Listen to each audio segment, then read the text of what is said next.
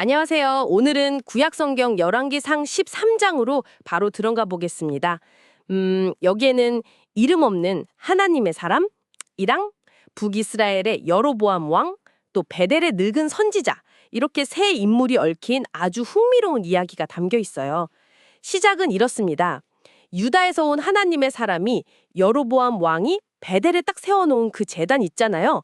거기를 향해서 엄청 강력한 심판 메시지를 외쳐요.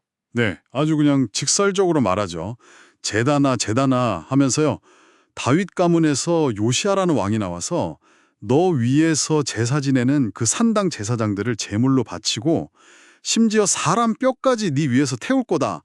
이런 예언이었어요. 그렇죠. 완전 충격적인 내용인데 이게 그냥 하는 말이 아니라는 증거로 제단이 갈라지고 재가 쏟아질 거라고 딱 덧붙입니다. 그리고 진짜 신기한 게 왕이 딱 듣고 화가 나서 저자를 잡아라 하고 손을 내밀었는데 그 손이 그 자리에서 마비돼 버려요. 아, 맞아요. 그랬다가 또 하나님의 사람이 기도해 주니까 그 손이 다시 낫고요. 진짜 시작부터 기적이 막 일어나죠. 네, 아주 강렬하게 시작해요. 근데 여로보암 왕은 이걸 보고도 뭐랄까 일단은 그 하나님의 사람한테 같이 가서 좀 쉬고 선물도 주겠다고 제안을 하거든요.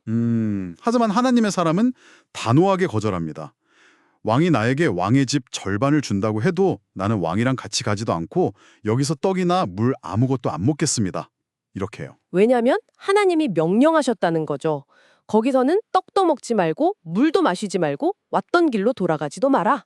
아주 구체적인 명령이었어요. 그래서 그는 다른 길로 떠나요. 네, 여기까지 보면 정말 철저하게 순종하는 모습인데 근데 여기서 이야기가 갑자기 확 틀어집니다. 맞아요. 베델에 사는 어떤 늙은 선지자가 이 모든 이야기를 전해 듣고는 그 하나님의 사람을 막 뒤쫓아가요. 그렇죠. 이 늙은 선지자가 왜 그랬을까? 이게 참 미스터리한 부분인데 아무튼 쫓아가서 하나님의 사람을 만납니다. 만나서는 아주 그럴듯한 거짓말을 하죠.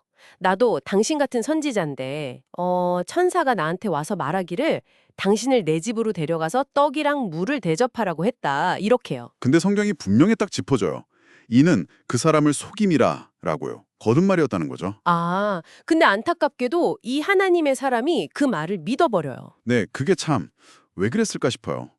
하나님한테 직접 받은 그 명확한 명령이 있었는데 다른 사람을 통해서 그것도 천사가 말했더더라 하는 그 말을 더 믿어버린 거죠. 그래서 결국 늙은 선지자 집에 가서 먹고 마셔버립니다. 하나님의 명령을 정면으로 어기게 된 거죠. 바로 그 식사 자리에서 정말 아이러니하게도 이번엔 진짜로 하나님의 말씀이 그 거짓말했던 늙은 선지자에게 임해요. 아, 진짜요? 거짓말한 사람한테요? 네. 그래서 그 늙은 선지자가 하나님의 사람을 향해서 그의 불순종을 막 지적하면서 심판을 선언합니다. 네가 하나님의 말씀을 어기고 명령을 안 지켰다. 먹지도 마시지도 말라고 한 것에서 먹고 마셨으니 네 시신은 네 조상들 묘에 들어가지 못할 것이다. 이렇게요. 와, 자기가 속여서 죄짓게 만들어 놓고 이제 와서 진짜 예언으로 심판을 선고하다니. 참 복잡하네요. 그렇죠. 그리고 그 예언이 바로 이루어집니다. 집을 나섰던 하나님의 사람이 길에서 사자를 만나서 죽임을 당해요. 그런데 이 장면도 정말 기이해요. 사자가 사람을 죽이긴 했는데 그 시체를 먹거나 옆에 있던 나귀를 해치지 않고 그냥 그 시체랑 나귀 옆에 가만히 서 있었다는 거예요. 맞아요. 이 부분이 정말 많은 해석을 낳죠. 보통 맹수가 아니라는 거죠. 이게 그냥 사고가 아니라 하나님의 어떤 심판의 집행, 그리고 어떤 메시지가 있다는 걸 보여주는 것 같아요. 사자의 그런 부자연스러운 행동이 오히려 이 죽음이 하나님의 뜻 안에서 일어난 일이라는 걸 보여주는 증거처럼 느껴지기도 하고요. 네, 그렇게 볼 수 있습니다.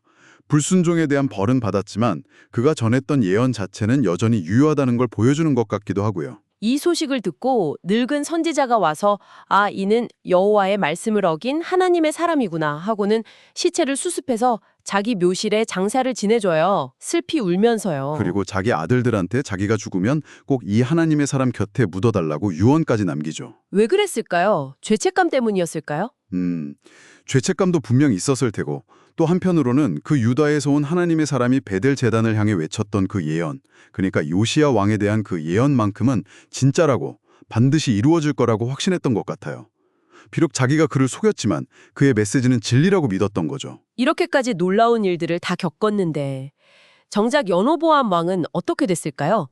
성경을 보면 그가 이 모든 일을 보고도 전혀 악한 길에서 돌아서지 않았다고 나와요. 네, 참 안타까운 부분이죠. 결국 이 모든 극적인 사건들이 여로보암 왕의 마음을 바꾸지는 못했어요. 이 이야기가 참 많은 생각을 하게 만드는 것 같아요.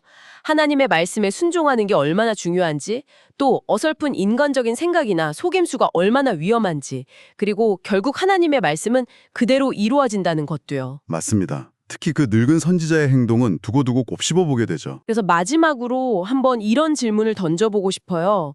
그 늙은 선지자는 도대체 왜 하나님의 사람을 속였을까요? 그냥 질투심? 아니면 유명한 선지자랑 좀 어울리고 싶었던 걸까요? 성경은 그 이유를 명확히 말해주지 않거든요.